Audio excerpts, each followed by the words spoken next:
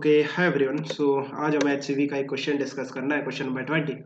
So it says the k transparent slabs are arranged one over another. The refractive indices of the slabs are mu1 mu2 up to dash dash mu k, and the thicknesses are t1 t2 up to dash dash tk. An object is seen through this combination with nearly perpendicular light. Find the equivalent refractive index of the system which will allow the image to be formed at the same place. Okay. So what is given, हमारे पास multiple slabs है। Let's say ये वाली first slab है, इस slab का जो refractive index है वो है म्यू1 और इसकी जो थिकनेस है वो है टी1। इसके ऊपर एक और स्लैब हम रखते हैं, उसका रिफ्रैक्टिव इंडेक्स है म्यू2 और उसकी जो थिकनेस है वो है टी2। सो इस तरह से आपके पास के स्लैब्स है जिनको आपको एक के ऊपर एक रखना है। सो ये आपकी केथ स्लैब है जिसका रिफ्रैक्टिव इंडेक्स है म्यू के एंड जो थिकनेस है वो है टी के। नाउ हम एक ऑब्जेक्ट को देखते हैं through this combination of slabs. Let's say आपका जो ऑब्जेक्ट रखा हुआ है वो फर्स्ट स्लैब के बॉटम पे रखा हुआ है और आप उसको टॉप से देखते हो, यहाँ से आप उसको देखते हो, राइट। देन आपको इस ऑब्जेक्ट की जो इमेज दिखाई देगी उसमें कितना शिफ्ट दिखाई देगा। बेसिकली इस ऑब्जेक्ट की जो इमेज बनेगी वो कितने डिस्टेंस पे शिफ्ट हो जाएगी वो हम इजीली फाइंड आउट कर सकते हैं। कैसे फाइंड आउट करेंगे? फर्स्ट स्लैब से जो शिफ्ट होगा let's say S1, second slab से जो शिफ्ट होगा let's say S2, third slab से जो शिफ्ट होगा लेट्स से S3 और जो केथ स्लैब से शिफ्ट होगा लेट्स से SK। सभी को आपको क्या करना है? ऐड कर देना है, इस तरह से डैश डैश करके ऐड कर देना, सिंपली ऐड करना है जो नेट शिफ्ट आएगा, राइट। सो S1 की वैल्यू होगी T1 1 माइनस 1 अपॉन म्यू1 प्लस S2 की वैल्यू होगी T2 1 माइनस 1 अपॉन म्यू2 up to dash dash SK T के 1 माइनस 1 अपॉन म्यू के। इसी तरह से हम शिफ्ट फाइंड आउट करते हैं, है ना, shift by a slab that is thickness into 1 minus 1 upon refractive index. So ये है आपका नेट शिफ्ट इस कॉम्बिनेशन ऑफ स्लैब से।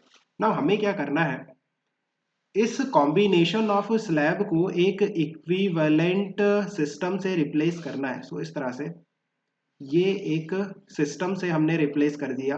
ये बेसिकली आपके पास इक्विवेलेंट स्लैब है ना। इक्विवेलेंट स्लैब लेट्स से उसका जो रिफ्रैक्टिव इंडेक्स है वो है म्यू इक्विवेलेंट और इस इक्विवेलेंट स्लैब की जो थिकनेस हो जाएगी वो हो जाएगी T1 plus T2 plus T3 up to dash dash T K, right.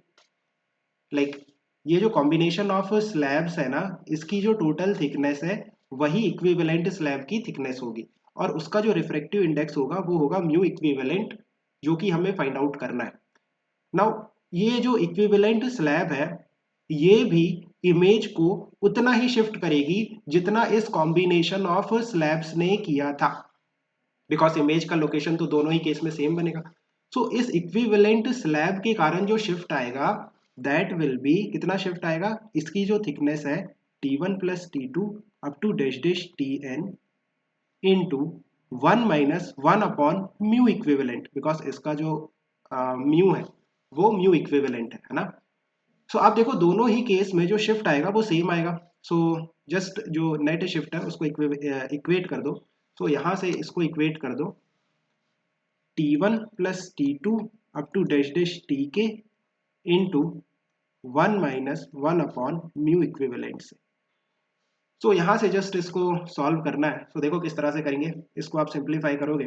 So it will be T1 plus T2 up to dash dash T K, right, minus T1 upon म्यू1 plus T2 upon म्यू2 up to dash dash T K upon mu K. Like जैसे ये 1 से मैंने multiply किया ना, तो T1 फिर ये यहाँ से 1 से मल्टीप्लाई होकर T2 फिर up to dash dash T K. So ये वाला टर्म आएगा, फिर minus minus minus, so minus common आ जाएगा, फिर जो T1 अपॉन म्यू1 T2 अपॉन म्यू2, राइट। सो ये वाले टर्म्स आ जाएंगे। दैट इज इक्वल टू, अब 1 के साथ मल्टीप्लाई होगा ये T1 प्लस T2 का, so it will be T1 plus T2 up to dash dash T K, फिर आएगा माइनस ये जो माइनस है और फिर आएगा T1 plus T2 up to dash dash T K and divided by mu equivalent. So यहाँ से आप देखो ये वाला जो टर्म है T1 plus T2 up to dash dash T K, ये वाला टर्म कैंसिल हो जाएगा, राइट। अच्छा यहाँ बीच में माइनस है, फिर ये माइनस से माइनस कैंसल हो जाएगा।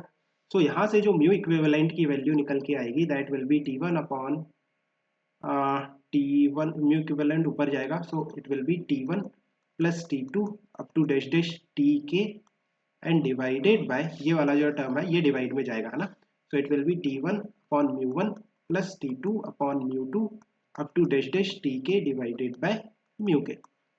और इसी टर्म को आप इस तरह से भी लिख सकते हो, summation of Ti divided by summation of Ti divided by mu I, that is mu equivalent. So I think you have understood. Keep working hard. Best of luck. Bye. Yeah.